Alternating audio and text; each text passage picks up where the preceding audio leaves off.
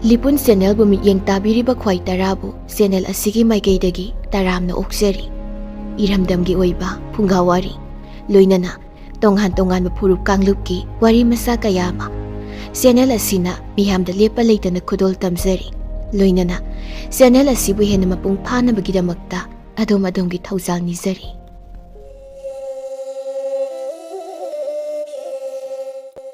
Isu sa ngasi dine wari ama phunga wari ama lige ko nakhoi napukning changna taw phunga wari asina ne nakhoi gi wakhal loksing kari oibage haibado wari asi tara matungda khangu ko phunga wari asi gi maming di loksing singbi ngangbi ton hauji phunga wari se liba haurak lage nakhoi pukning hakchang yauna taw ko asumna chawbana mahaki masu singbu phunga gi akoibada mai tikna phunga wari ama liba hauраklami thaina matam amada poirei ko nupa ama leirami poirei yamna lairaba misak amani mahakna lairaba gi maramdi mahaki macha yamami macha tarit poklami macha sing asibu semna naba honabada mahak henau awaba haibadu oirami macha tarit ki manungda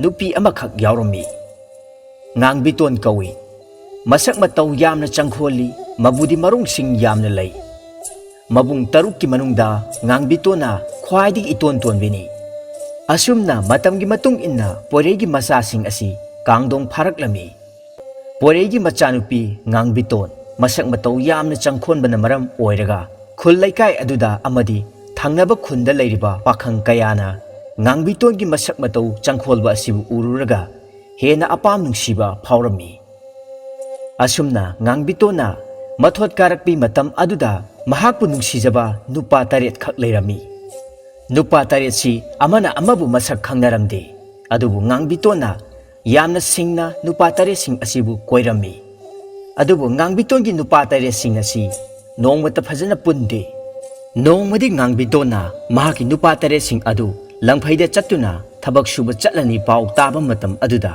mahaki nupa taret adu amamam unarami maduda ngangbitona makhoi khudol pot oina mairian mapum amabu masung tare thong khaidoklaga cheng khara mairian saruk amamamga nupa tare sing aduda amamamta unaba matamda pirammi asumna nupa tare sing adu langphaida thabak suba chatnarami langphaida thabak suba mafam amada makhoi taret adu punna thengnarami madudagi makhoi tare sing adu mafam aduda punna thabak suminarami asumna makhoi taret aduna thabak suminarakpana sakhang maikhang narami madudagi makhoina numidangi chaklen oina chak injang thong asi haina duna mathel koi kari thongba yabagi haiduna kari punarak I haiduna hangnarami maduda magi oiba mayin masung amamamga seng kharaga puthoknarami maduda nupa taret sing adugi marakta khara chahi yamba nupa ama yaurami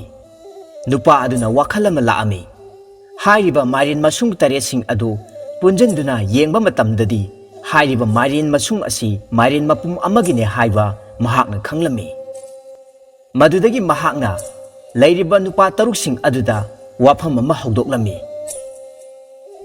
inausha nakhoi taruk tagidi aina chahi khara hena hanba adu thokle ai karigumba wafam matangdi haudokke aikhoina punarakliba marin masung taruk amadi aigi purakliba marin masung amajiga taret hairiba marin masung taret singase marin mapum amagi oigani aduna marin masung singase kana na pirakpano asumna mahakna hangba matamda marin masung sing asi ngangbitona pirakpani haibadu makhoi loina khangnarami madudagi makhoi taret adu yamna saurami ngangbitona makhoi taret adubu mahaki nupa oina mahakna loinamak longnam nam thak tobire haiba makhoi taret aduna loina khanglami madudagi makhoi taret adu yamna sawbana maram oiraga ngangbitonbu para amadi tambirasi haiduna makhoi taret mak wa lepnarami madudagi makhoi taret adu amukta pulap oina ngangbitongi manak tamna laklami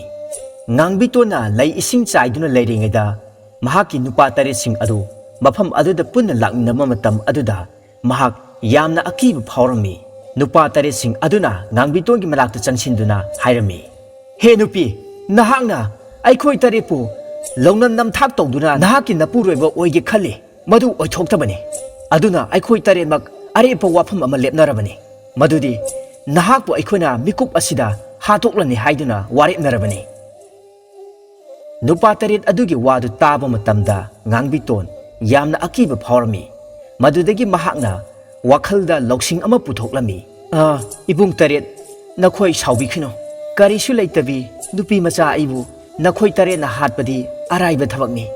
Adubu ai soidana sirgane haibase ai isana yajarege. Adubu tawbatabu aina sidringe mikupta nakhoi taret pu chak amukta kongjakhige. Haungna mathilukoi kaya ama silangduna nakhoi pija pithak tawramlaga nakhoi taret magna aibu hartene haibado ai isana yajarege. Hayengdi ibung taret mag nachanna chak kojage.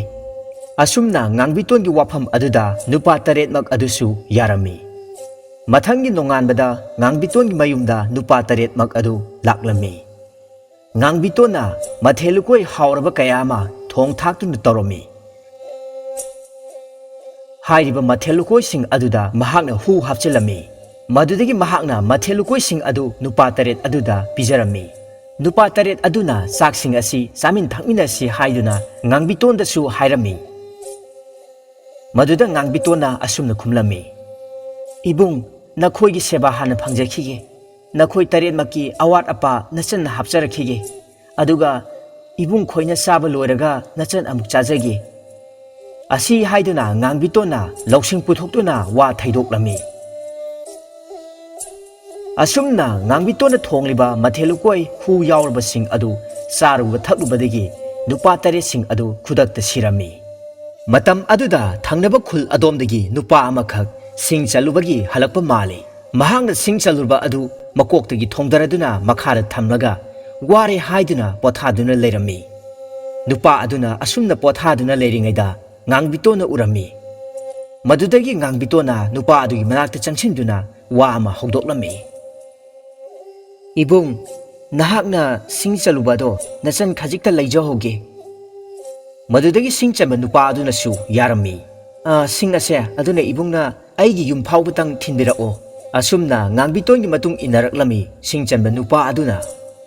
Madudagi ngangbitona wafam amasu hogdoklami. Karigumba ibungna thabak ase pangthokpiba tarabadi sing asigi mamaldagi hengatna pijage.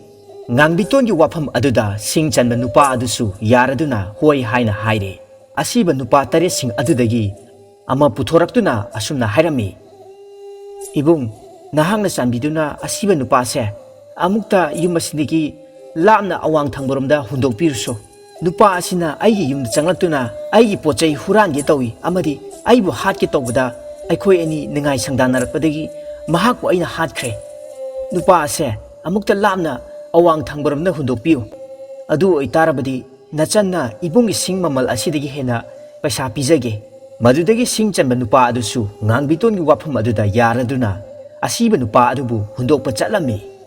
Asumna sing chanba nupa aduna asiba nupa adubu hundokpa chatkhringai matam aduda ngangbitona nupa amamu puthoraktuna thamlami. Sing chanba nupa aduna asiba adubu hundokluraga hanjalakpa matamda amuk asiba among leirambaduda pungangaklami. Ngangbitona mu hairami. Ibung nahangna asiba nupado hundoklurabasu mafam asida hektamak lai amukka hundokpiraso. Aduga lupa 10 dudagi amuk lupa 5 amuk hapsanjage. Madudasu sing chanba nupa aduna yaraduna asiba nupa adubu makha thangbromda hundokpiu haibadagi makha thangbromda hundokpa chatlami. Asumna mahakna asiba nupa adubu hundokpa chatkhringaida asiba nupa amamuk ngangbitona puthoktuna thamlami. Asumna haiba sing chanba nupa asina asiba sing asibu mathang hundorakpada aroiba oina asiba nupa 3 suba adumu hundokpa chatlamdaida ngangbitona asumna hairami. Ibung nahangna asiba se hundokpi haibabu adubu hektamang lai handaktine hundokpagi mahutta mai oina thadokpiro. Khul asidagi laptakna leiriba chawkhraba lampak asida asiba miyoi ase poloibiro. Adu oiragadi nachalna sel mayam ama pige. Madudasu sing chanba nupa aduna ngangbitongi wafam aduda yaraduna asiba miyoi adubu poloinaba tawrami.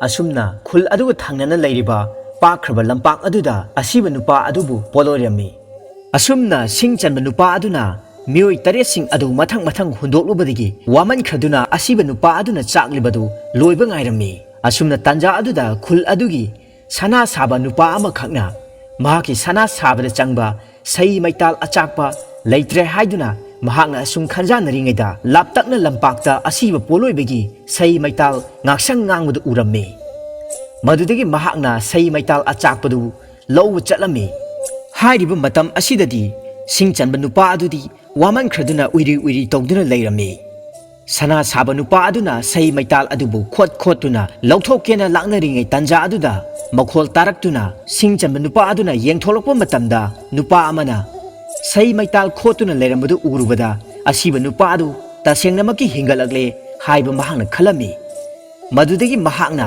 ꯅꯨꯄꯥ ꯑꯁꯤꯕꯨ ꯆꯥꯛꯂꯤꯕ ꯃꯩ ꯑꯗꯨꯗ ꯂꯪꯁꯤꯟꯗꯨꯅ ꯍꯥꯠꯇꯣꯛꯀꯦ ꯍꯥꯏꯅ ꯇꯧꯔꯝꯃꯤ꯫ ꯃꯈꯣꯏ ꯑꯅꯤ ꯑꯁꯨꯝ ꯃꯨꯛꯅꯔꯛꯄ ꯃꯇꯝꯗ ꯁꯤꯡ ꯆꯟꯕ ꯅꯨꯄꯥ ꯑꯗꯨꯗꯤ ꯌꯥꯝꯅ ꯋꯥꯃꯟꯈ꯭ꯔꯗꯨꯅ ꯀꯤꯕ ꯐꯥꯎꯔꯛꯂꯝꯃꯤ꯫ ꯃꯗꯨꯗꯒꯤ ꯃꯍꯥꯛꯅ ꯉꯝꯖꯔꯔꯣꯏ ꯁꯤꯗꯤ ꯍꯥꯏꯅ ꯆꯦꯟꯈꯤꯒꯦ ꯇꯧꯏ꯫ ꯇꯥꯟꯖꯥ ꯑꯗꯨꯗ ꯉꯥꯡꯕꯤꯇꯣꯟꯅ ꯂꯥꯞꯇꯛꯅ ꯂꯥꯎꯔꯛꯏ, "ꯏꯕꯨꯡ, ꯅꯍꯥꯛꯀꯤ ꯄꯩꯁꯥ ꯄꯨꯒꯗꯕ ꯋꯥꯠꯂꯤꯌꯦ, ꯄꯩꯁꯥꯁꯤꯡ ꯑꯁꯦ ꯑꯃꯨꯛꯇ ꯂꯧꯕꯤꯈꯨꯑꯣ"꯫ ꯃꯇꯝ ꯑꯗꯨꯗ ꯁꯤꯡ ꯆꯟꯕ ꯅꯨꯄꯥ ꯑꯗꯨꯗꯤ ꯄꯩꯁꯥꯒ ꯂꯧꯖꯔꯔꯣꯏ ꯉꯝꯖꯗ꯭ꯔꯦ ꯍꯥꯏꯗꯨꯅ ꯌꯥꯝꯅ ꯀꯤꯅ ꯃꯐꯝ ꯑꯗꯨꯕꯨ ꯊꯥꯗꯣꯛꯇꯨꯅ ꯀꯟꯅ ꯆꯦꯟꯈꯤꯔꯝꯃꯤ꯫